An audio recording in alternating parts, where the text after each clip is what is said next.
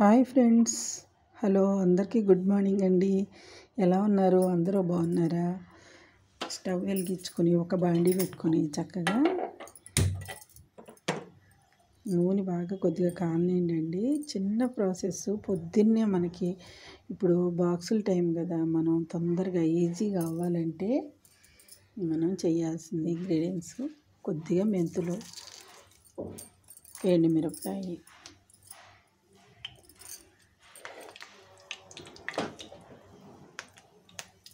ఈజీగా చేసుకునేదండి. ఈజీగా, చాలా ఈజీగా.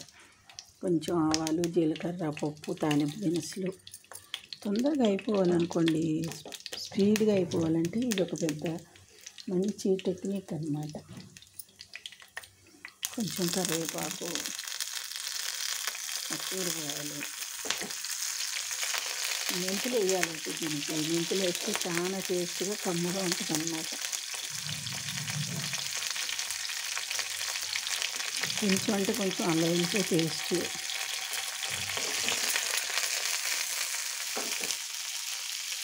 కొంచెం చిటికట్లు అండి.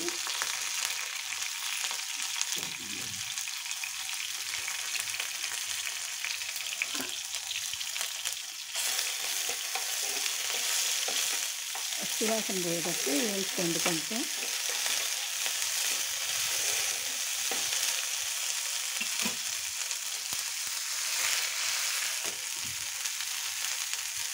ఈజీగా చేసుకోవచ్చు. అందరికీ తెలిసిందే.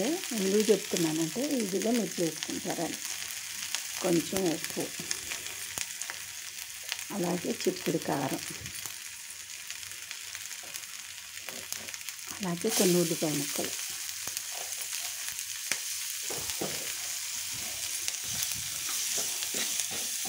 ఇది ఎంత అద్భుతంగా ఉంటుందంటే హాయిగా తొందరగా ఈజీగా పొద్దున్నే రైస్ పెట్టేసుకుని కుక్కర్లో చేసేసుకోవటమేనండి.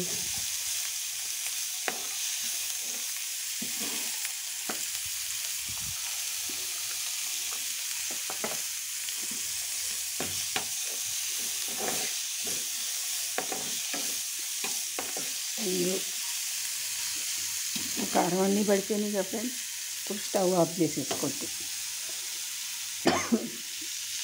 ఇప్పుడు చక్కగా చిలికి పెట్టుకున్న పెరుగు పోసేసింది. అంతే, ఈజీగా అయిపోయిన పెరుగు చారు. కమ్మగా టేస్టీగా ఉంటుంది కదా.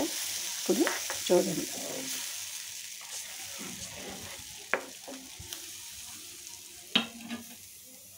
చక్కగా కొంచెం కొత్తిమీర పైనుంచి వేసేయండి. అయిపోయింది.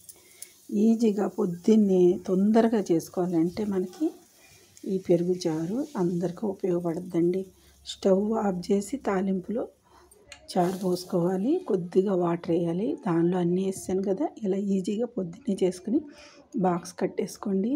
తొందరగా అయిపోద్ది. పెరుగు కూడా వేస్ట్గా పోదన్నమాట. ఈ పెరుగు చారు ఎంత అద్భుతంగా, కమ్మగా, టేస్ట్గా, రుచిగా ఉంటుందో అందరూ చేసుకుని కామెంట్ బాక్స్లో పెట్టి నాకు చెప్పండి ఫ్రెండ్స్. Thank you. మరి ఉంటాను. అన్నదాత సుఖీభవ Vijayadurga channel like and subscribe చేసుకోండి. Thank you.